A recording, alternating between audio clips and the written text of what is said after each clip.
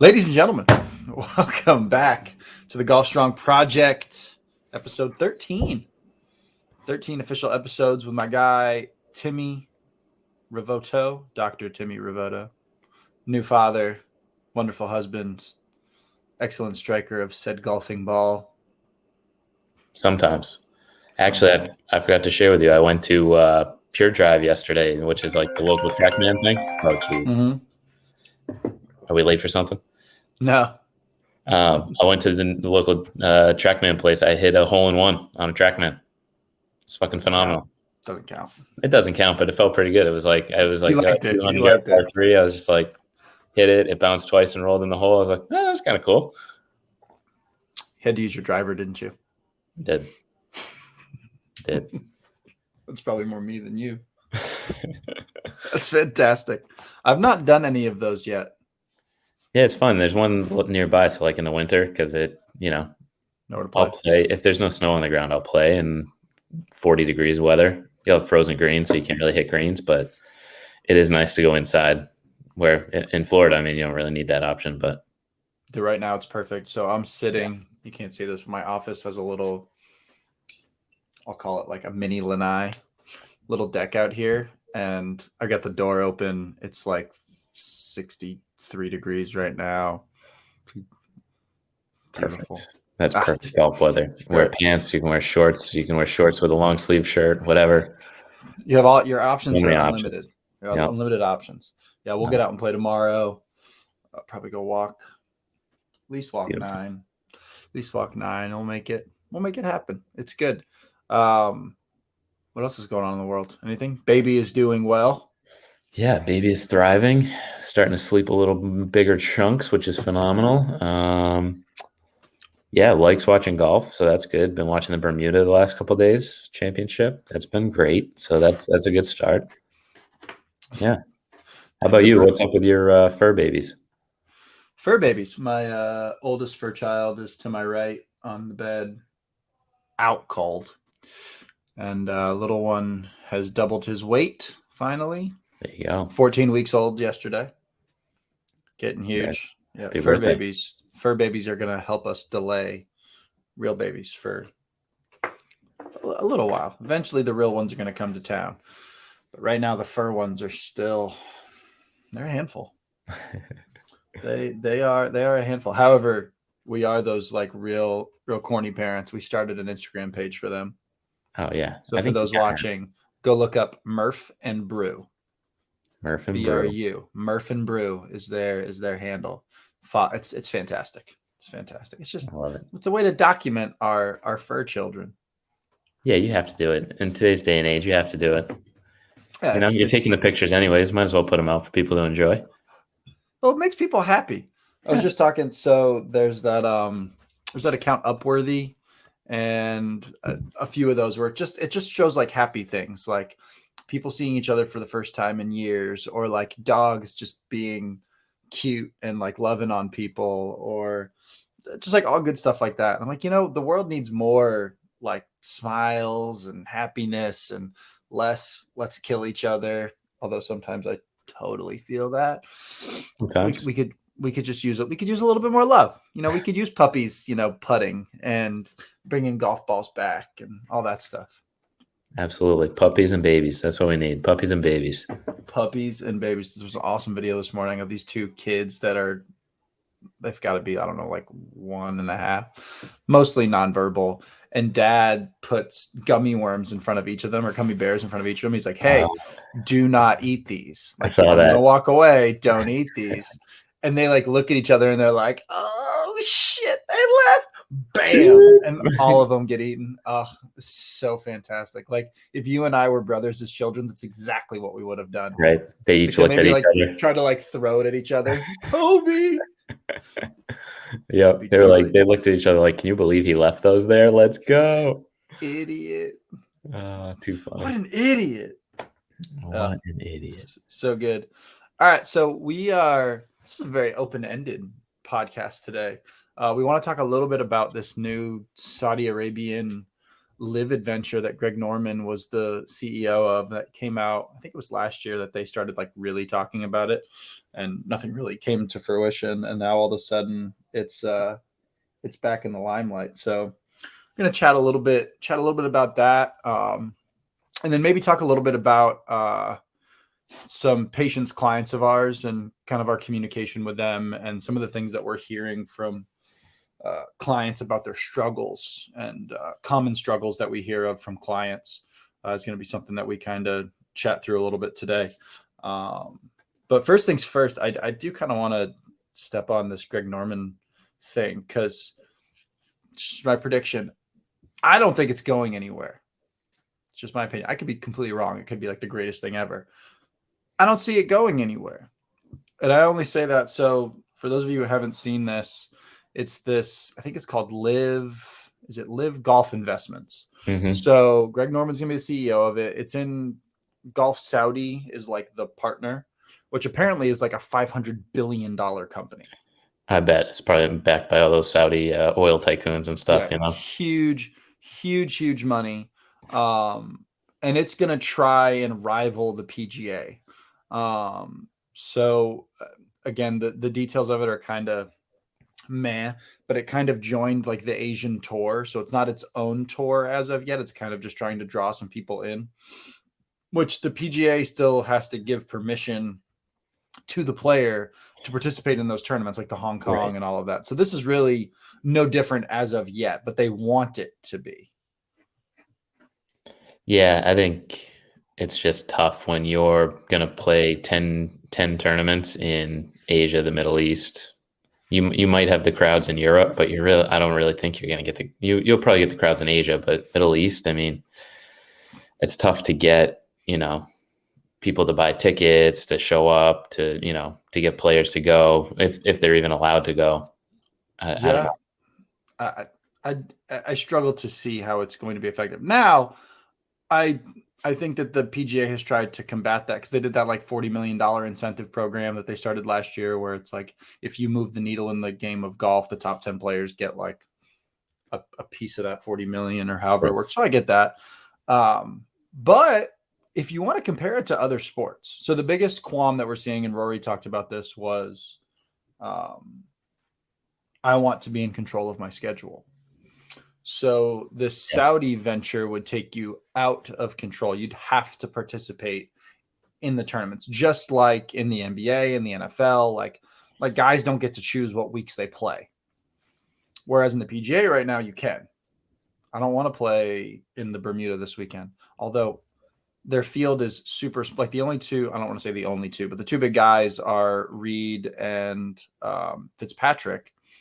Because I think to get there, their COVID policies are still super stringent.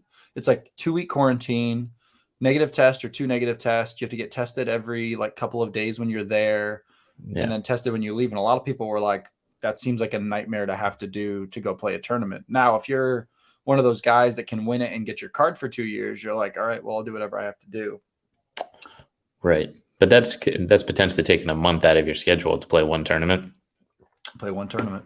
So hope you win. I mean, that's tough to justify. I didn't see who was winning at the end of yesterday. I saw Higo was in the top, but I did not see who else was leading. Yeah, there was another young guy who shot like 61. I think he went 10 under yesterday. It was a rookie, right? Yeah, I can't remember his name. I'm looking at it right now. I'm looking for it right now. It's on here somewhere. But anyways, nonetheless, that's Canadian kid, Taylor Pendrith. Yeah. So Brian Gay is in the leader at 15.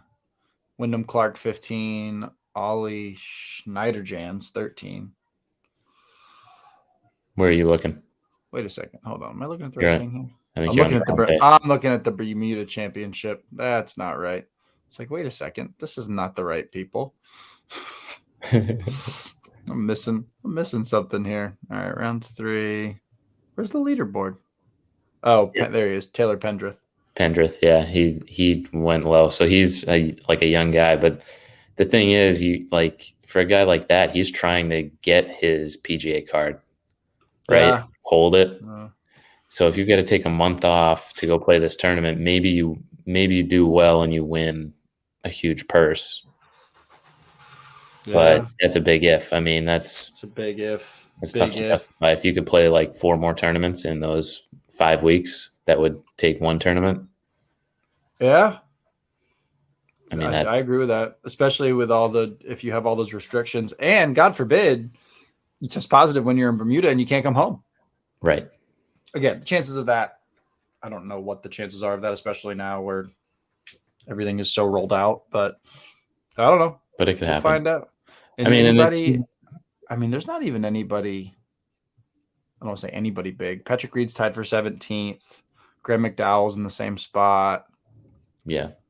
Watney, Hickox 26, Fratelli 26, Spawn 26, Luke Donald 26, Armour 38.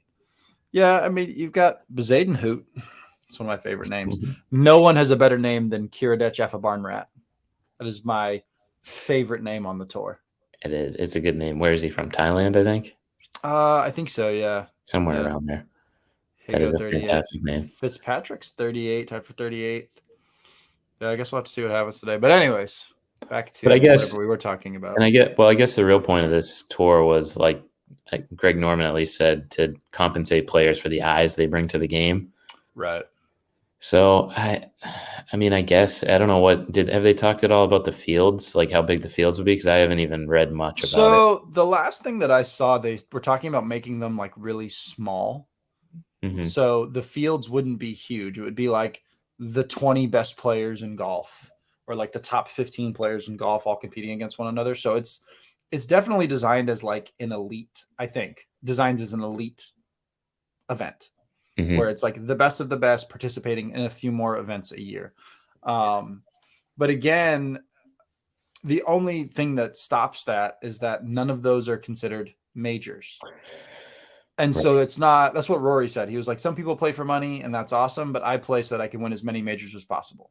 Yeah. And some people might be like, well, I just want to make a bunch of money. Right. And that might be a better option for you if you're thinking you want to make a bunch of money. The problem is you'd have to convince the top. You'd have to convince some big dogs. Like DJ would have to go over there. Yeah, you need guys that are in mainstream commercials and stuff. Because if you're gonna go to like the Asian market, you need either someone who's Asian, or you need like a gigantic name like Rory. Like, you know. Yeah. That's really all that's going to move the needle over there. You know, even like a Patrick Reed probably isn't going to move the needle over there. Probably not. Like you need somebody. I mean, like Ricky Fowler. He could. Jordan Spieth probably does. Spieth, I can't imagine Spieth would do that. Because it looks like I think they're talking about it being a 10 event, like 10 tournament thing. But they're talking about having like small fields, team-based stuff. It seems uncertain what that would look like. But last year they were talking to all these guys. Yeah. Like DJ, Koepka. I know Justin Rose was in the mix. And all of them kind of were like, eh. Now, maybe that's not true behind closed doors. I mean, it'd be an interesting option if, like, say you're a guy, I don't know, maybe an older guy, not like, I don't know, falling off, kind of like Zach Johnson or like an Ian Poulter, and you go over there just to like make money and you're still pretty good. I don't know. Yeah. Maybe that's an option. Yeah. I honestly don't know. Because I don't see it working like a Q school where it's like, because it's too gimmicky with if they're going to be playing like team games and they're going to be just playing for huge money like that. That's not tournament golf, and it's just a different thing. Yeah. And it's not even designed for them. It's designed for the elite people. Right. It's not designed for people that are up and coming. Right. So I don't know. It seems, to your point, gimmicky. Could it work? Sure. I mean, maybe they lure some people away and create this big tournament. But to your point, maybe I think Norman even talked about how he wanted to make golf bigger in Asia and bigger in that part of the world. But I mean, golf's pretty huge in it's Korea and Japan and China. Like, it's not like it's not big. I just don't think it draws the same crowds that the PGA Tour does. Even the Europeans. I think there's there's so many things in Asia that are huge, right? Like you have gaming tournaments, video game tournaments. You have baseball, you have golf, you have basketball is huge now. But it is, Stephon Marbury, baby. That's right. Marbury. Ron Artest played over there a little bit too for, I think, like the Echelon Sharks or something like that. Just like throwing haymakers at everybody. Exactly. So, I mean, it might work better if you do like a world tour where it's like you hit each continent. Maybe it's like, 6 tournaments or 5 tournaments and you're just hitting one on each continent kind of a thing. I could see that. I could see that. But they kind of, like, one of the arguments against this tour I've seen is PGA did that with like the World Golf Classic, right? So they go to different. Right. They hit one Asian spot, they hit one European spot, they hit like the match play, I think, right, as a World Golf Classic tournament. Yep. So they have a couple in different places around the world. But I mean, if you have a guy that just wants to make money, you could make it maybe like a long drive thing. I know long drive hasn't gone mainstream, but maybe you have guys that are just training for that. Like they're scratch golfers, maybe they're journeymen, and then they're trying to just make a bunch of money. I don't know. Because it seems like the top guys really are in it for the tournaments. Like they want to win green jackets and they want to win claret jugs. If that comes with $2 million, great. But that's what they want.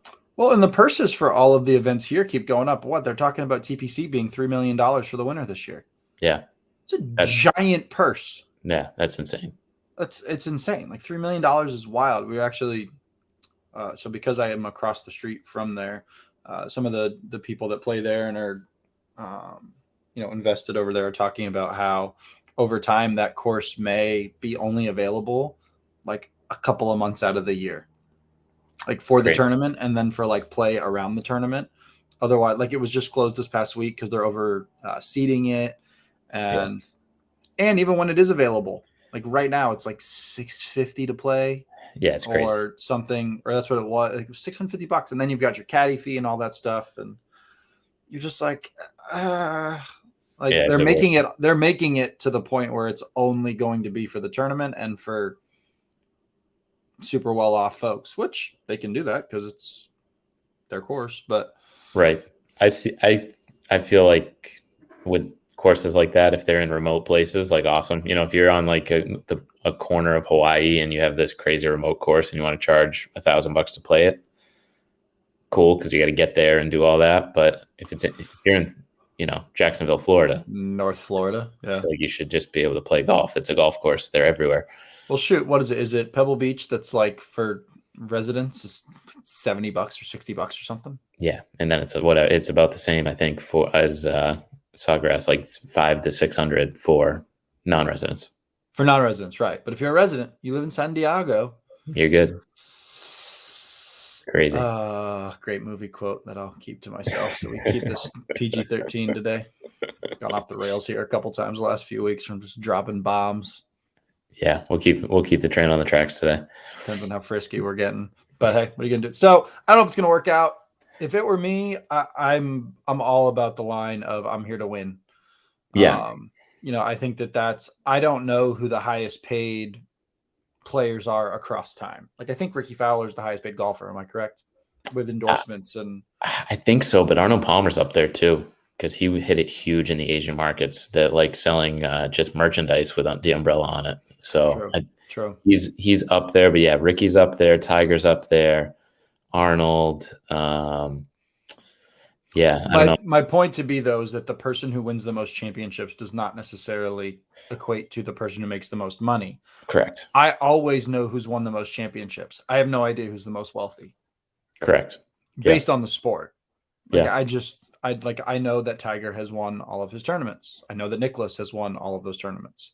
Like Ben Hogan is a much more popular name than, well, I guess if you want to look at it across time, like a more popular name than Brooks Koepka, or like he's a founder, obviously, but he's not. He wasn't a bajillionaire. I mean, money was different then as well. But and Tony Finau is one of the top. Tony Finau, he's way up there, and he doesn't have any big tournaments. So, yeah, I mean, it might attract a certain player. Like if maybe they're just going to draw from the top 100, right?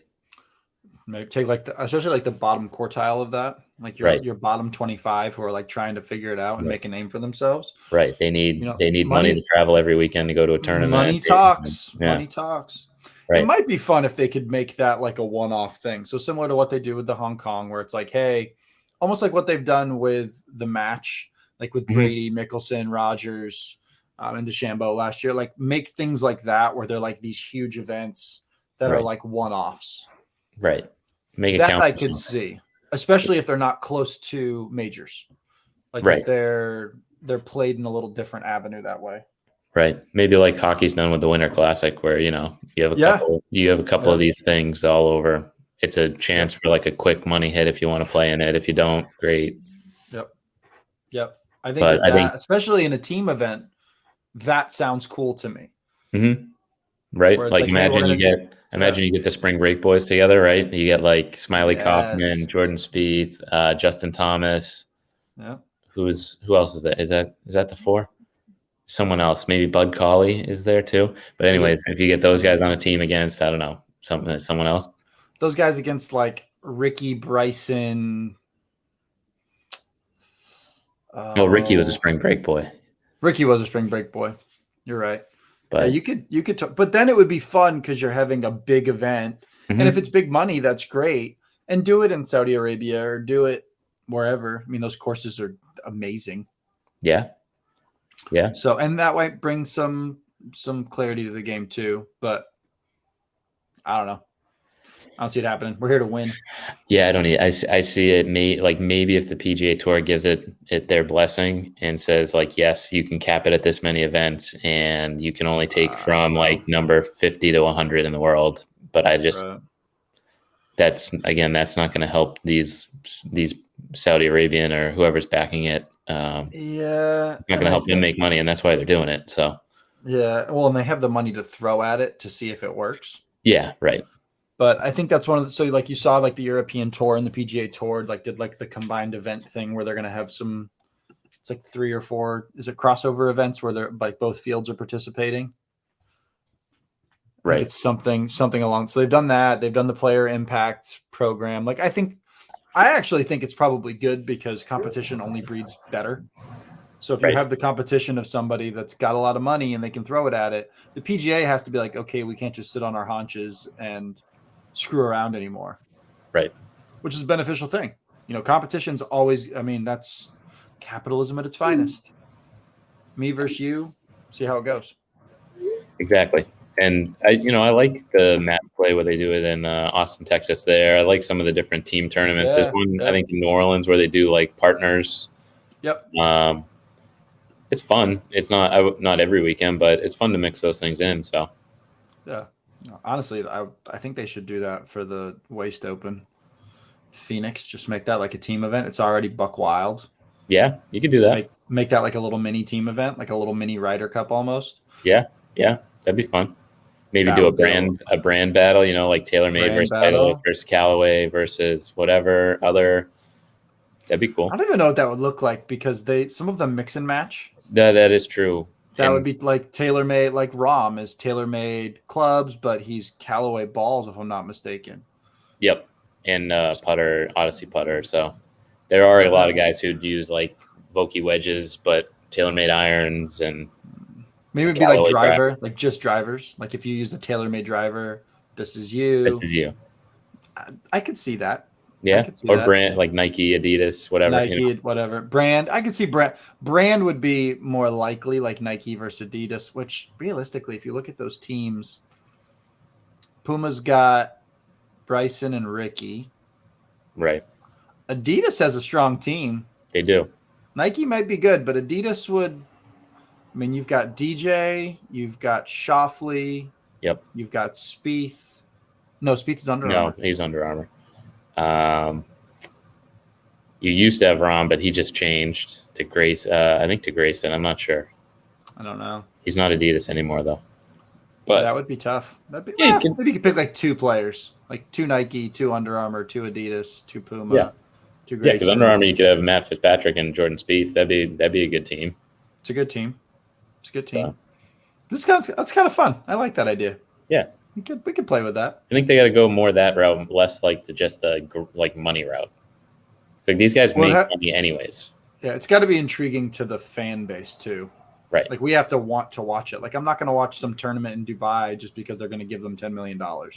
Exactly. Like I'll pay attention to it, but I'm way more likely to pay attention to it if it's like truly competitive. Exactly. Yeah, I agree with that. So we will see. I don't know. Hopefully it gains some traction, or at least it's got people behind it that kind of understand that what people want to watch, and it's just not a money grab. But yeah, I agree. Also, shout out Black Rifle Coffee. Just Black up there. You see that? oh, that's at that JB. It's that JB. That's that Just Black.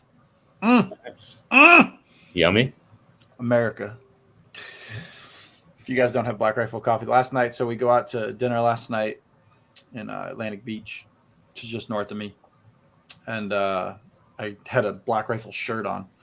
It's a great shirt. It says "Coffee or Die" on the front of it, with the snake with the 13 cots. Fantastic. So the back of it said Black Rifle, and this guy seemed like he was pretty drunk. I got to be honest. And I went to go to the bathroom, and he's like looking at me from behind me at the urinal, which is awkward in and of itself. He's like, "Black Rifle Coffee, man." I've heard that place is pretty good. I'm like, yeah, man, they're pretty fantastic. No reason for you to continue talking to me while I'm taking a pee. Yeah. Go try it out and let me know some other time how it is. Yeah. Well, there's like a 3-holer and there's like 15 guys trying to go to the bathroom. And it's a 2-holer, excuse me, and a sink. And the guy was like, man, I really got to go. And I was like, hey, if you got to go that bad, go into the sink. He's like, there's a sinkhole. That's a great idea. Okay. I need to leave right now. I think he just had a thing for you. Murphy, it's dog's going crazy outside. You hear that? I do. He's having a nightmare or what? I have no idea if that dog is losing his mind, though. Hold that thought.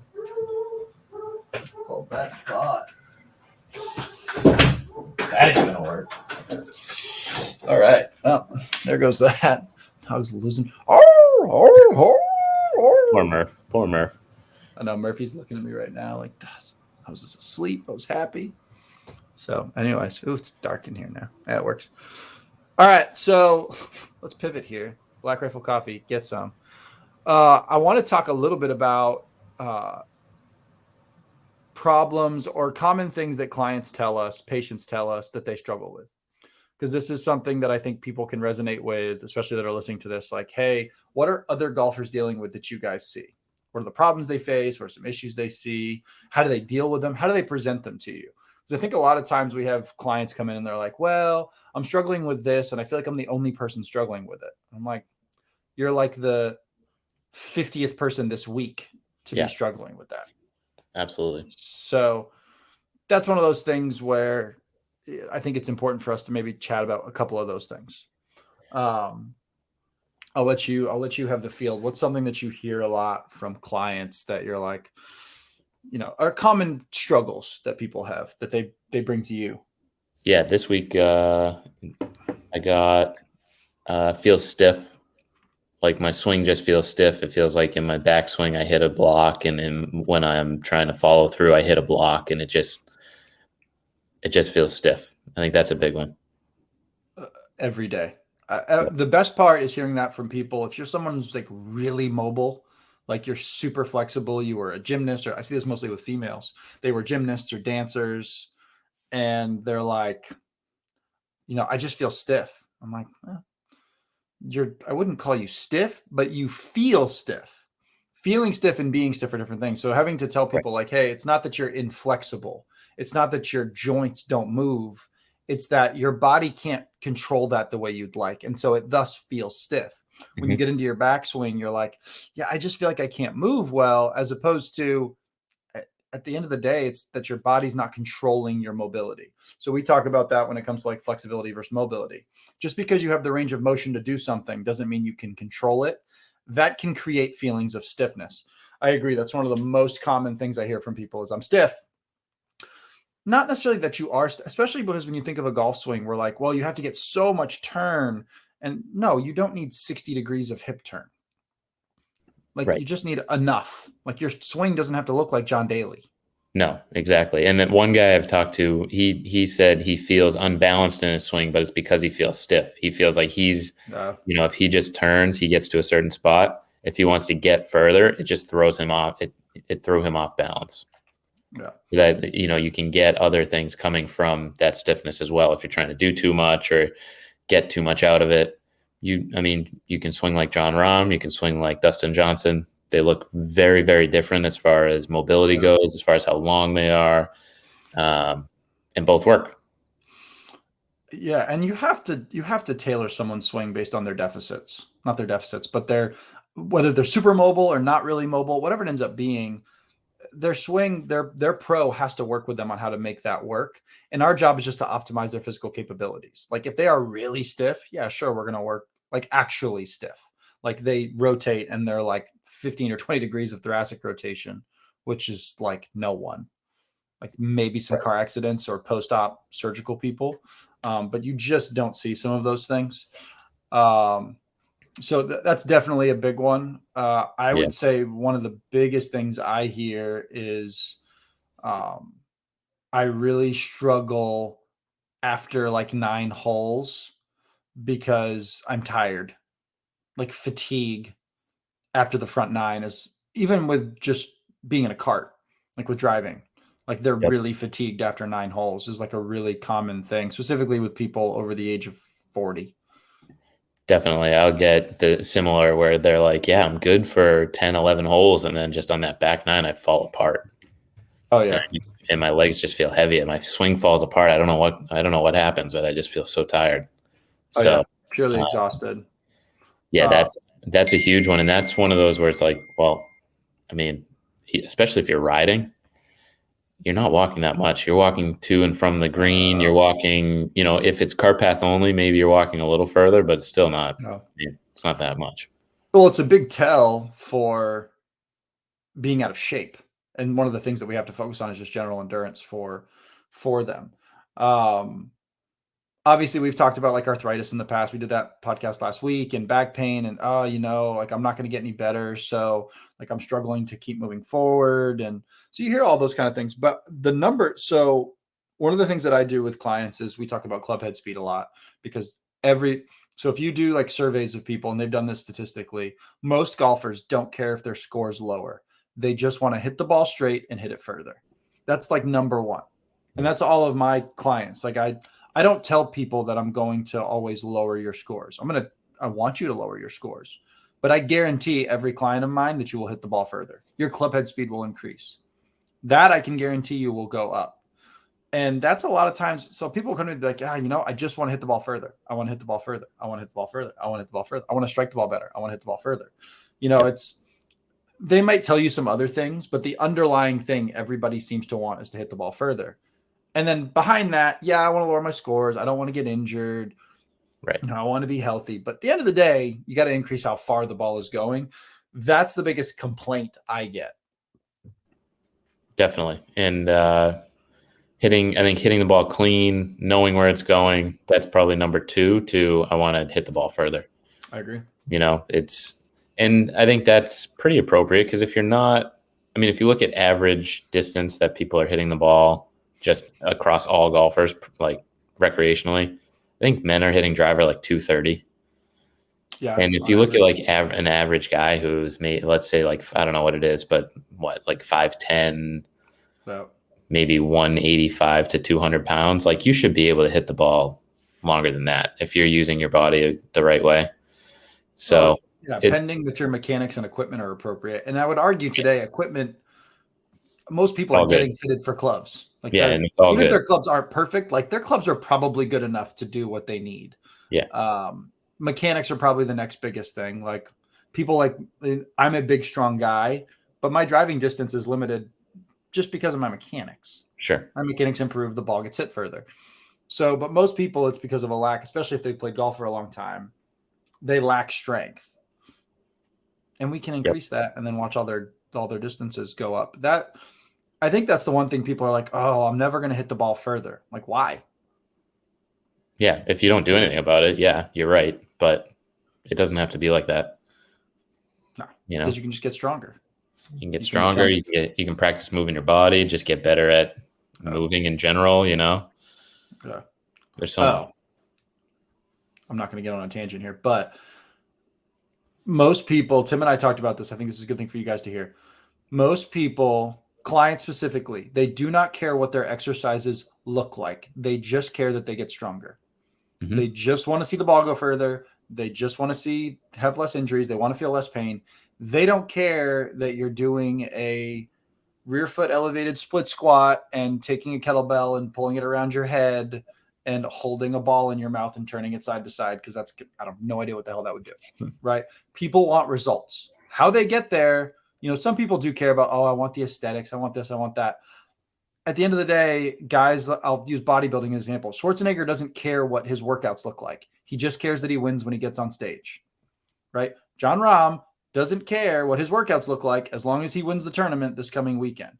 So don't get caught up in all of these like crazy, silly exercises you see on the internet, because golf is the worst by far. Like golf is the worst when it comes to these silly exercises that have nothing to do with anything, but they look like they're challenging, or their stability is being challenged. And you're like, standing on 3 Bosu balls and passing a ball is going to help me hit a ball further. That's taking time away from things that actually do make you hit a ball further. Right. And I think a lot of it's driven by people wanting to do different stuff, right? People get bored of doing the same exercises over and over again.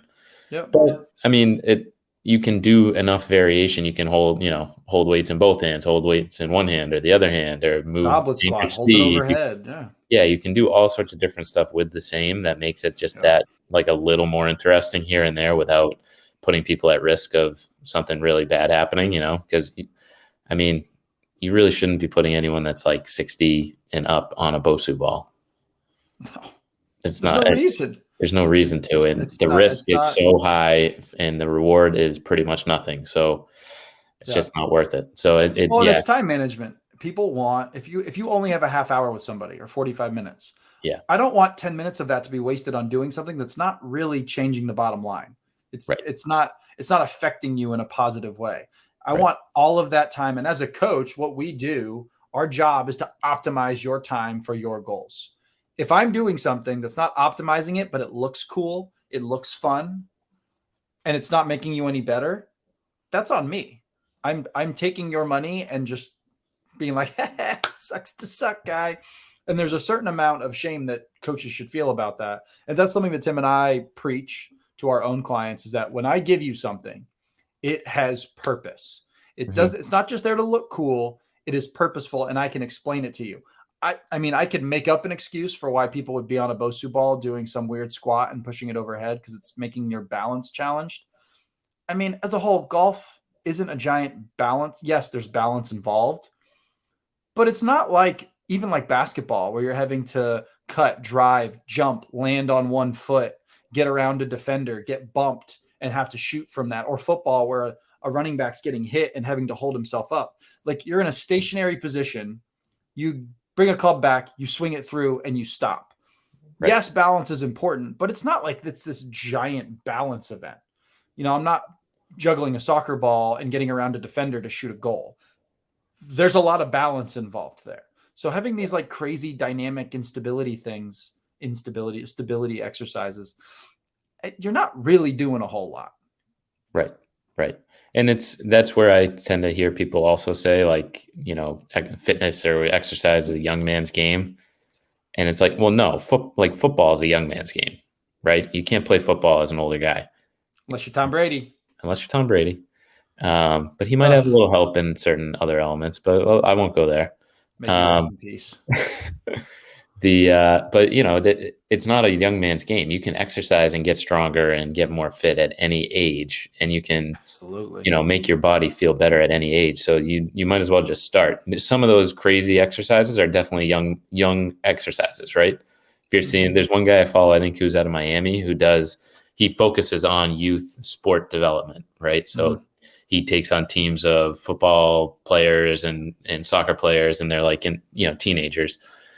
And they do some crazy like tag and running around and chasing each other. And if you put like 10 or 20 60-year-olds in the same situation, they probably just like run into each other. Yeah. but it's not the right thing to do for them, right? That's a young man's No. game. Those crazy like complex drills. But Yeah. you're training kids to get ready for being on like a football field where you have 11, Yeah. 11 of your own guys and 11 other guys, and you're trying to hit certain ones but avoid other people, and you Yeah. know, Body control. It's just teaching you body, right? and you can still find ways to do that with your 60-year-old person. Like if Sure. you're like, I'm just not going to make you do things that your body's not prepared for. It's no different than the conversation I tell with people that are like, I've lost a step. I'm just not the way I used to be. And I'm like, well, my example is always like, hey, did you play sports in high school? They're like, yeah. It's like, did you play a sport every season? Most of the time, the golfers I work with say yes. Like, yeah, I went from basketball to football to baseball and whatever. And I'm like, okay. I'm like, so how many hours a week roughly were you practicing and playing? And they're like, well, probably about like 2 hours a day, except for Sunday, maybe not Saturday. I'm like, okay, so low end, that's 10 hours a week. 10 hours a week of exercise and fitness and health. And they're like, yeah. I'm like, okay.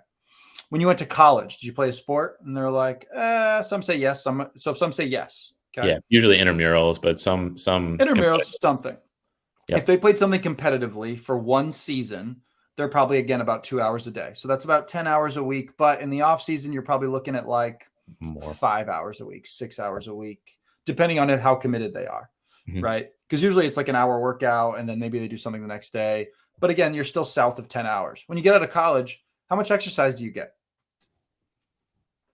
The average person's probably looking at a half hour every other day during the week, which is probably just 3 days. So 3 days a week of every other day at about a half hour. I'll even give you 45 minutes to be nice.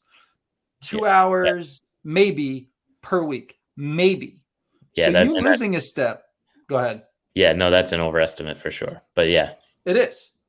So you went from 10 hours to a fifth of that.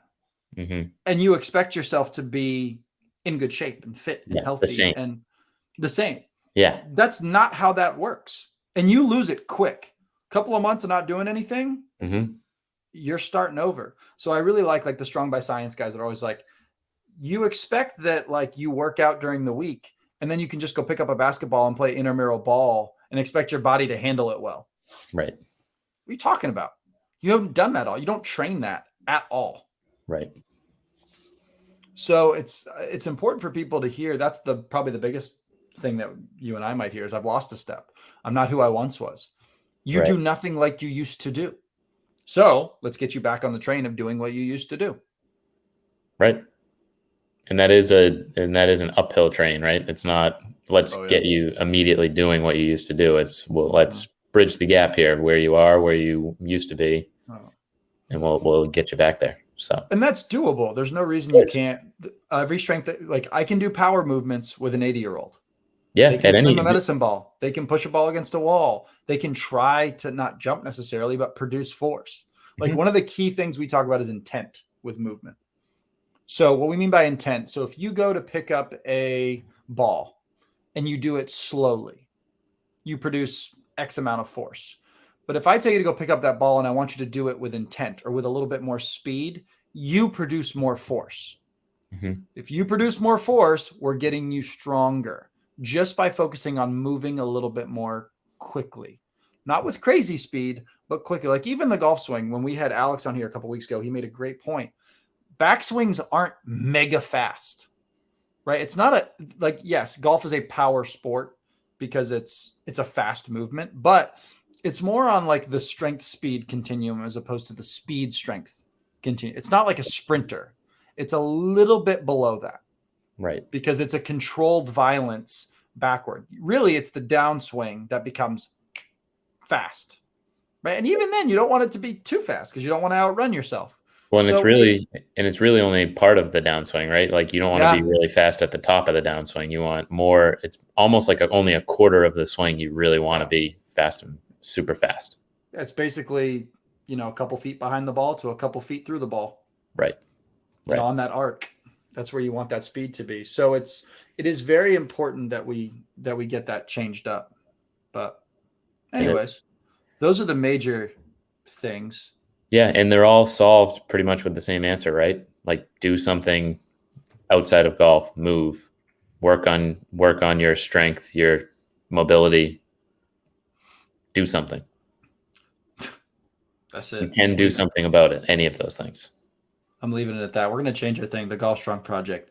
Do something. Just do something. Instead of just do it, just do something. Screw you, Nike. All right, people. Well, be sure to follow us.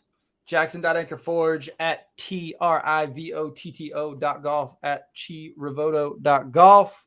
I gotta let Tim get over there, hang out with his baby child. Oh yeah. I think we have a crisis I might have to go handle. So blowout. As always, it's been a pleasure. Always, people. All right, we'll holler at y'all later. Peace.